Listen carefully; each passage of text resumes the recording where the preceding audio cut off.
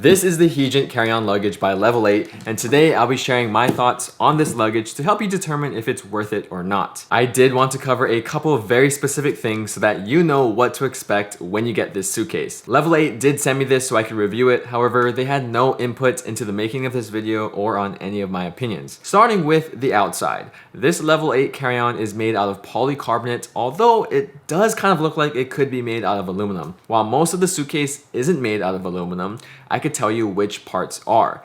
This suitcase has an aluminum frame along with these little rivets for extra support. The top corners are also made out of aluminum, which helps prevent the suitcase from getting dented up when it is inevitably tossed around. I checked this suitcase in twice and I'll show you how the material stood up. There were no dents around the suitcase, but there were a couple scratches. Some scuffs and scratches on the aluminum corners and then some scuffs on the polycarbonate shell. Keep in mind, I did not use this piece of luggage for an extended period of time, so I don't know how durable this would be after lots of use. All I could confidently say is if you check this in a couple times, it shouldn't be too damaged. As far as the dimensions go of the suitcase, it is 15 inches long, 9 inches wide, and just over 21 inches tall, which means it will fit in most overhead bins on the airplane. The Hegent carry-on comes in 3 different colors, a black version with a yellow logo, navy blue also with a yellow logo, and finally the gray model with a blue logo, which is the one that you see here. Now, although this is a polycarbonate shell suitcase, it weighs a heavy 10 pounds. Of course, that has to do with all of the aluminum features that come around the suitcase and also because of the carrying handles, which we will go over now. On both the top and side of the luggage, you have these very robust and sturdy feeling handles. They have a slightly rubberized texture underneath, and the handles themselves are pretty thick, which makes these handles comfortable to hold and sturdy feeling. A little added bonus is that both handles have a soft close feature, so once you let go of the handle, it slowly falls down to its resting position. I don't know what the official name for a feature like that is, but it's similar to those like soft closed drawers you see in your house. Not a huge necessity by any means, but it's cool to have. Before making our way inside of the suitcase, let's head to the bottom and talk about the wheels. This luggage comes with 4 360-degree ultra quiet spinner wheels. Notice how they are not the Japanese Hinomoto brand that seems to be the standard and seems to be on most luggages these days. So although they are not the standard wheels you may be used to,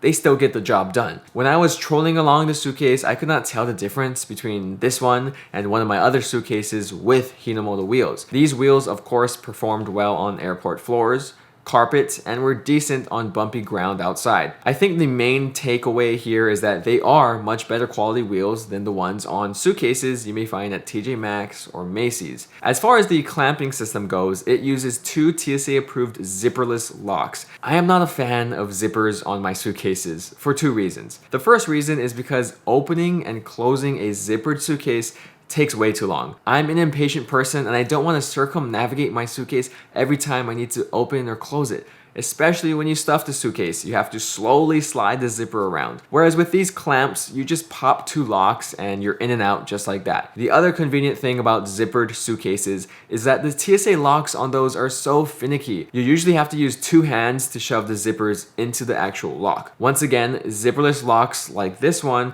are way more efficient. With the clamping system on this suitcase, there also is a rubberized seal going along the enclosure to help prevent any liquids from going inside. You also have these 4 plastic feet on the side of the case, so when you lay it down, it won't damage the hinges. The last thing I want to cover before opening this guy up is the telescopic handle. The handle has 4 stages, and at least one of them should be a good height for you. Even when the handle is fully extended, there is minimal wobble. That way, when you are pulling around your luggage, it feels like you are pulling your luggage, as opposed to it feeling like you're pulling the handle 2 inches before your luggage starts to roll. The grip on this handle is normal feeling. No rubberized texture, not too thin, not too thick.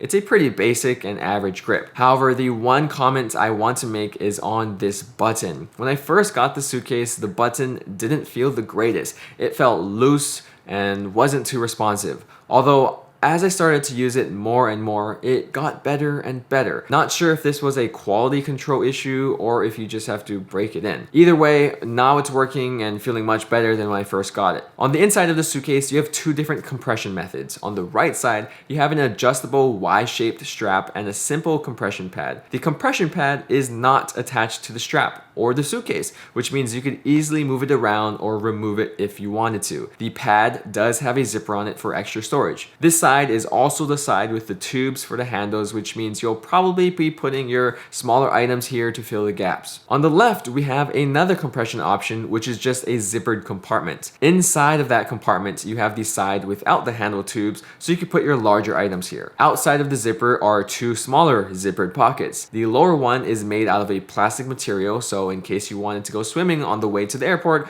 you could put your wet clothes in here. In total, you have around 38 liters of storage in this suitcase, which is around the standard size for a carry-on with these dimensions. One specific detail I found with this suitcase is that it doesn't always lay flat when you open it up. As you can see here, sometimes when you open the suitcase, you can actually rock it back and forth because it isn't completely stable on the ground. Is this a real issue? Probably not, but it was a big enough issue where I noticed it and I wanted to let you guys know of it as well. And to round out this review, how much is the Hegent Carry-On suitcase and is it worth it? This suitcase comes in at $240 with a lifetime warranty that covers any functional damage to the shell, wheels, handles, zippers, or anything else that impairs your use of the luggage. The warranty does not cover any damage caused by use, such as scratches, dents, or scuffs. However, if you were interested in purchasing this suitcase, you could get 10% off your order by using the affiliate link down below. I think this suitcase is good for someone looking for a heavy-duty, sturdy, non-zipper suitcase. If you are wanting a lightweight and minimalist suitcase, then this is not for you. Although I do have other suitcase reviews which you might find better suited for you here. Thank you guys so much for watching, and I'll see you in the next one. Shoots.